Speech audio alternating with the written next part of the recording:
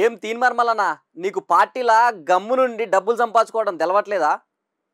ఎందుకే అట్ట కాంగ్రెస్ పార్టీ మీద అంత విరుచుకుపడటం?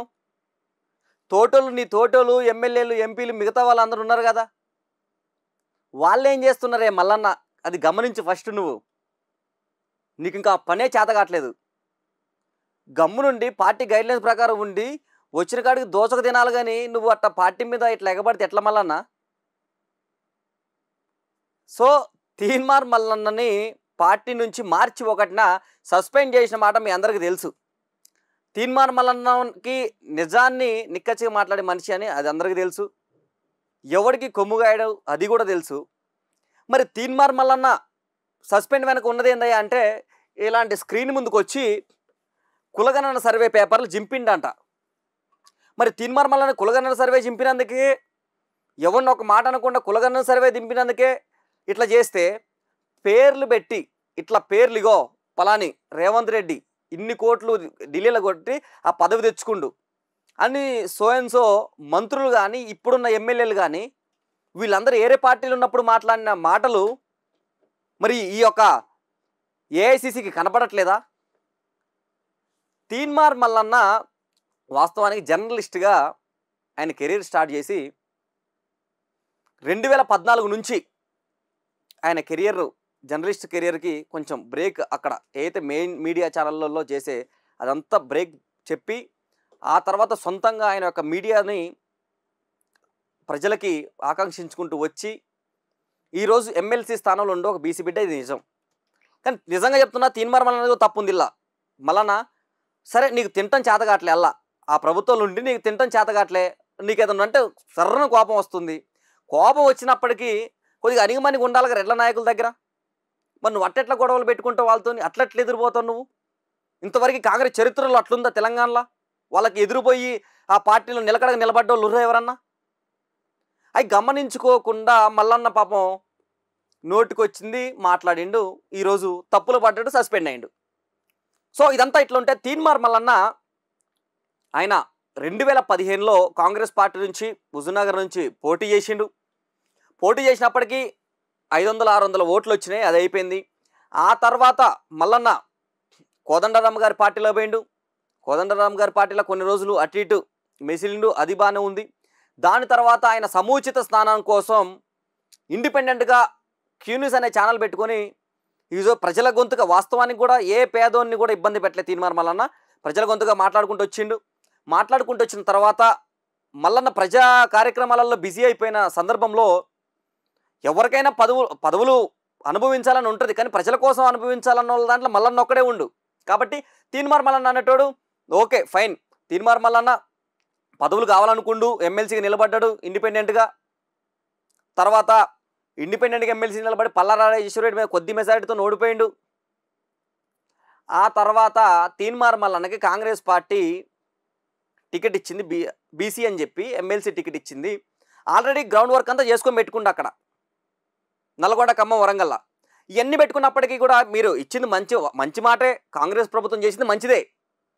కానీ at the same time Teenmar Mallanna మాట్లాడిన మాటలే ఎందుకు గుర్తొచ్చినాయి? ఈరోజు ఎంతోమంది లీడర్లు అదే గాంధీ భవన్లో కూర్చొని అదే సొంత పార్టీ ఎమ్మెల్యేలని, సొంత పార్టీ మంత్రుల్ని వాళ్ళు విమర్శించుకున్నప్పుడు రాని కోపాలు, తాపాలు ఇప్పుడున్నటువంటి తీన్మార్ మల్లన్న మీద ఎందుకు వచ్చినాయి? తీన్మార్ మల్లన్న అట్లా మాట్లాడటం చాలా తప్పది. ఎందుకు తీన్మార్ మల్లన్నకు ఒక కామెంట్ పెట్టిండట ఎవరో, ఉచ్చదాగండ్రా అని పెడితే తీన్మార్ మల్లన్న ఏమన్నాడు, మా బీసీల ఉచ్చదాగండ్రా అని ఈయన చెప్పిండు. ఈయన చెప్పినప్పటికీ అక్కడ ఇనోడు వాడు పెట్టాడు కానీ ఉండాలా, సోయి ఉండాలా? సరే వాడికి లేదు.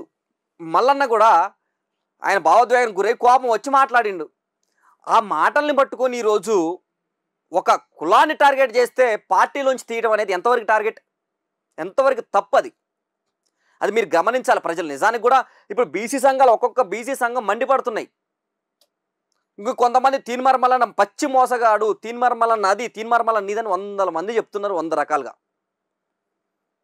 మళ్ళీ ఎవడు కూడా ఎవిడెన్స్ చూపెట్టి ప్రూవ్ చేసినాడు ఎవడు లేడు.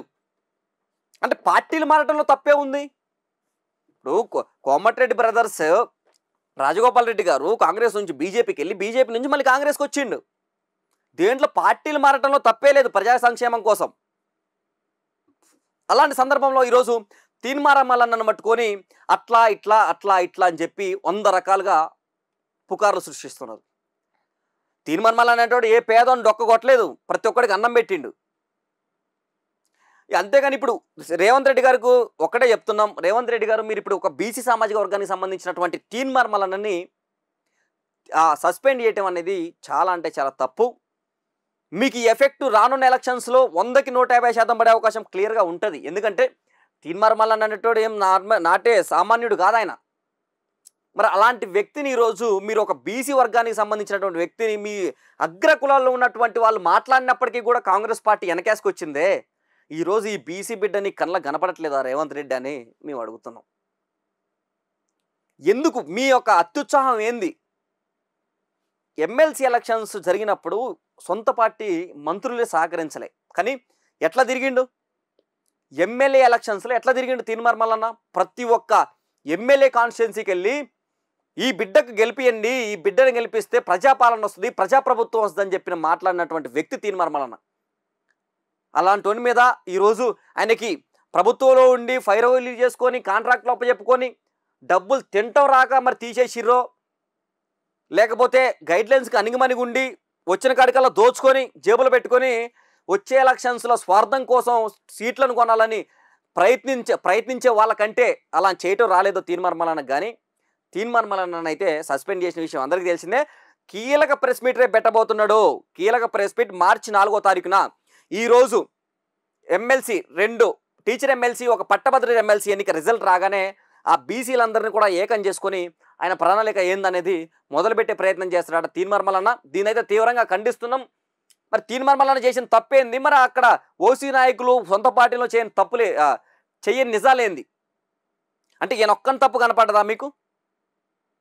ఈరోజు తెలంగాణ రాష్ట్రం అట్టడుగుతుంది తీన్మార్ మల్లన్న గురించి. నిజానికి తీన్మార్ మల్లన్న ఎవడి కడుపు కొట్టలే, ఇంకా పేదోళ్ళకి బుక్కడి బువ్వ పెట్టినాడు.